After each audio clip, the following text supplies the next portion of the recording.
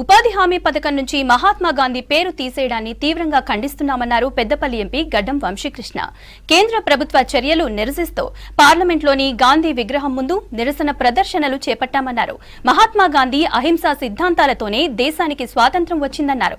అట్లాంటి మహోన్నత వ్యక్తి పేరును, చరిత్రను తుడిపేసి మోదీ చరిత్ర రాసే ప్రయత్నం జరుగుతోందన్నారు ఎంపీ వంశీకృష్ణ. చాలా బాధాకరమైన విషయము పార్లమెంట్లో రేజ్ చేయడం జరిగింది.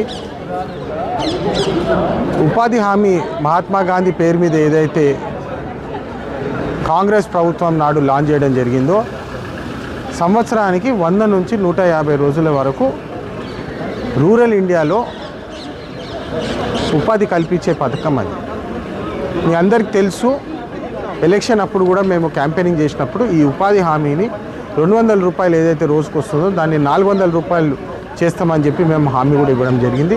దాని మీద పోరాటం కూడా చేస్తున్నాం పార్లమెంట్లో. కానీ ఈరోజు సడన్గా మహాత్మా గాంధీ గారి పేరు ఈ పథకం నుంచి తీసివేస్తున్నారు అని చెప్పి బిల్లు పెట్టడము చాలా బాధాకరము.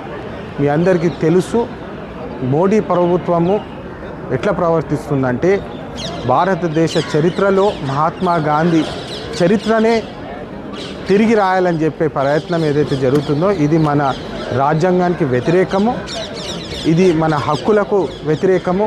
మహాత్మా గాంధీ గారు ఏదైతే అహింసతోటి మనకు స్వాతంత్రం కోసం పోరాడి మరి మనకు ఈరోజు స్వాతంత్రం తెచ్చుకున్నామో వారి చరిత్రనే తిరిగి రాసి మోడీ గారి చరిత్ర రాద్దామని అనుకునే ప్రయత్నం ఏదైతే జరుగుతుందో దీన్ని ప్రజలు గమనించాలి. దీన్ని మేము తీవ్రంగా ఖండిస్తున్నాము.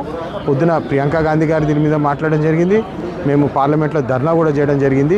దీన్ని మేము ఖచ్చితంగా వ్యతిరేకించి మహాత్మా గాంధీ గారి ఆశయాలు ఏదైతే ఉన్నాయో ముందుకు తీసుకెళ్లే ప్రయత్నం చేస్తాం.